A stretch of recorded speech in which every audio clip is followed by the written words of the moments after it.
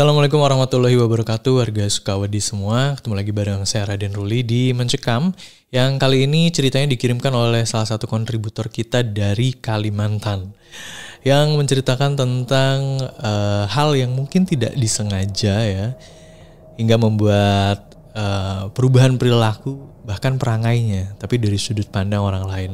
Nah, seperti apa ceritanya? Pastikan dulu untuk subscribe channel ini dan nyalakan lonceng notifikasinya, kemudian share ya, dibagikan ke teman-teman yang suka cerita horor.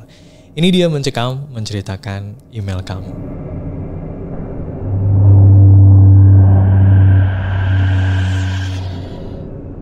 Dulu saya punya seorang teman yang kerja di proyek yang sama dengan saya ya. Kebetulan teman saya ini tinggalnya di kota lain yang jauh. Awalnya ya kita nggak saling kenal, tapi karena di kerjaan sering bareng, sering ngobrol, kemudian ya lama-kelamaan kami makin dekat. Anaknya nih rajin, kemudian sopan ya, dan suka bercerita ya.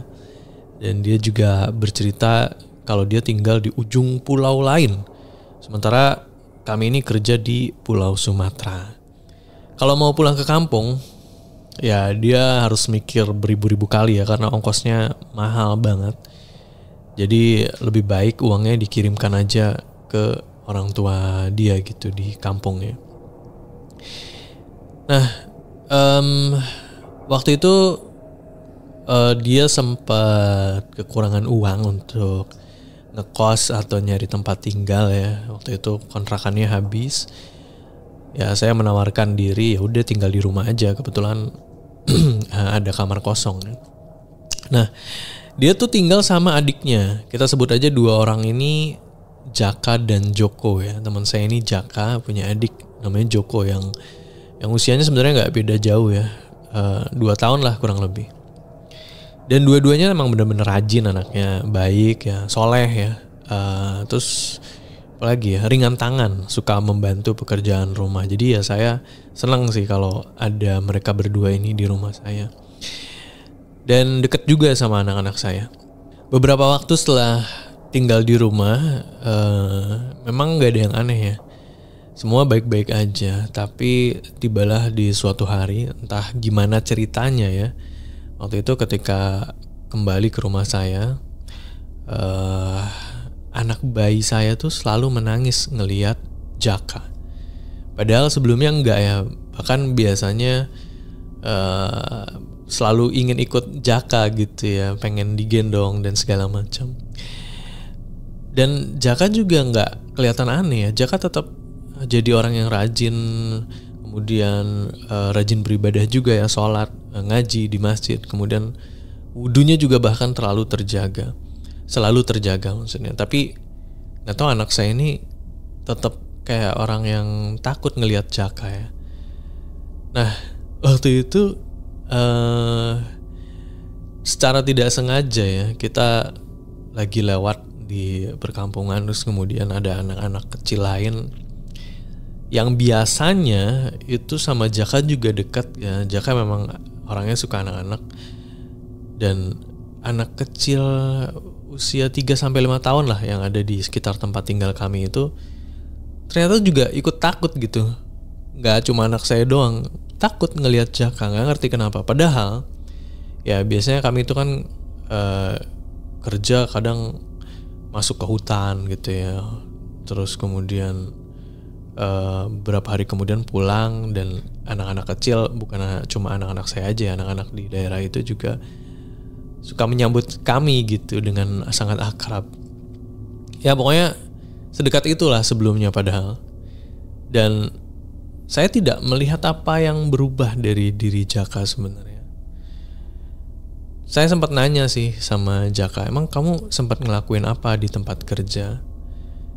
Jaka itu awalnya gak mengerti pertanyaan saya.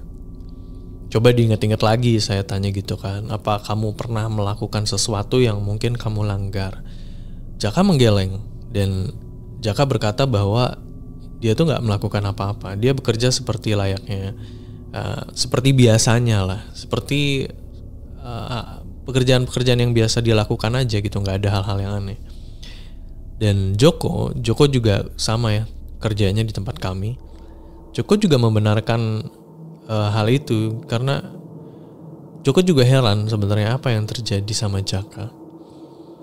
Ketika kami semakin serius memperhatikan perubahan si Jaka ini, waktu itu Jaka suatu hari terbangun tepat di tengah malam, dan saya sama Joko sengaja untuk terjaga di tengah malam itu. Dan ketika Jaka terbangun, kita menunggu nih, mau apa dan mau kemana si Jaka ini. Dan ternyata si Jaka ini bangun, kemudian pergi ke ruang tengah, dan dia mematikan lampu. Dan itu semua dilakukan karena lampunya kan sebelumnya menyala ya. Kami bisa memastikan kalau Jaka itu berjalan dari tempat tidurnya sampai ke ruang tengah kemudian mematikan lampu itu dengan mata yang terpejam. Dan dia tuh bergerak seperti ada perintah dari sosok yang entah siapa, kita nggak bisa tahu. Dan sampai ke pagi harinya kami tanyakan itu ke Jaka, tapi Jaka tidak mengaku. Dan ya sebenarnya mungkin bukan tidak mengaku ya, tapi karena itu dilakukan di luar kesadarannya. Nah, di malam berikutnya saya sama Joko kembali untuk memperhatikan tingkah laku si Jaka ketika tengah malam tiba gitu ya. Bahkan Joko udah nyiapin handphone untuk merekam apa yang dilakukan sama kakaknya ini. Setelah Jaka malam itu mematikan lampu, jadi Jaka bangun lagi tuh kayak biasa, matanya merem, terus mematikan lampu di ruang tengah. Kemudian duduk bersimpuh sambil membaca-baca sesuatu, merapalkan sesuatu mulutnya ya. Dan kami yang ada ngumpet di dapur gitu ya, buru-buru menyalakan lampu, dan kami nggak ngerti ya apa yang terjadi saat itu. Setelah Jaka dalam keadaan seperti itu seperti Jaka lagi bersimpuh gitu ya. Itu kayak ada wangi yang menusuk hidung, disambut dengan semilir angin yang sangat-sangat dingin. Dan waktu itu kami tidak melihat apa-apa, yang mungkin cuma Jaka saja yang bisa merasakan atau melihat sesuatu itu. Dan kami membangunkan Jaka ya, karena Jaka waktu itu masih terpejam, dan ketika dia membuka matanya, dia sendiri tidak sadar apa yang, bahkan dia nanya kenapa saya ada di sini gitu, bukannya seharusnya saya tidur di kamar. Wah, jadi yang bingung bukan kita berdua aja, Jaka juga ikut bingung. Yang jelas kita harus gimana nih, harus bertanya ke siapa. Sampai akhirnya kita mencoba cara medis ya. Waktu itu Joko punya kenalan seorang teman-temannya gitu ya, yang ternyata adalah seorang dokter penyakit dalam gitu. Memang agak tidak nyambung sih, cuma sambil bertanya konsultasi gratis gitu ya, apa yang sebenarnya terjadi dengan kakaknya ini si Jaka. Nah, setelah konsultasi tidak ada keluhan dari si Jaka gitu ya, maksudnya tidak ada yang sakit, tidak ada mengeluhkan hal-hal yang tidak biasanya dia rasakan gitu. Jadi bisa disimpulkan kalau secara medis Jaka ini tidak punya penyakit apapun gitu. Cuma dilalahnya ternyata si dokter ini, kita sebut aja namanya Dokter Agus ya. Dokter Agus itu seorang yang ini ya, bisa dibilang ilmu agamanya bagus gitu. Nah, waktu itu si Dokter Agus tuh coba deh datang aja. Tadinya kan melalui ponsel aja gitu ya, ngubungin dokternya. Kemudian sama si Dokter Agus nih suruh datang nih. Akhirnya kita datang bertiga tuh. Nah, pas bawa si Jaka ke depan Dokter Agus, nggak tahu kenapa Jaka ini kayak orang yang ketakutan gitu. Nggak tahu si Jaka ini ngelihat apa. Bahkan si Jaka itu sampai berlindung di balik tubuhnya Joko. Kemudian si Dokter Agus ini mulai membacakan ayat-ayat ruqyah ya. Saya nggak hafal sih ayat-ayatnya apa aja, cuma saya tahu itu ayat-ayat ruqyah. Dan ketika dibacakan ayat-ayat itu, kita berdua ya, saya sama Joko merinding karena Jaka yang dibacakan ayat-ayat ruqyah itu tertawa terbahak-bahak, kemudian menari dengan lemah gemulai seperti seorang wanita yang sedang menggunakan selendang. Jadi tangannya tuh kayak mengibas-ngibas selendang gitu ya. Pokoknya kayak tarian tradisional seorang putri zaman dulu lah. Dan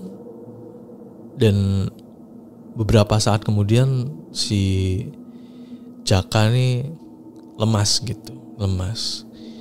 Tapi menurut Jaka sih seger ya katanya. Jadi ada hal-hal yang badannya tuh biasanya nggak seringan itu gitu, katanya begitu.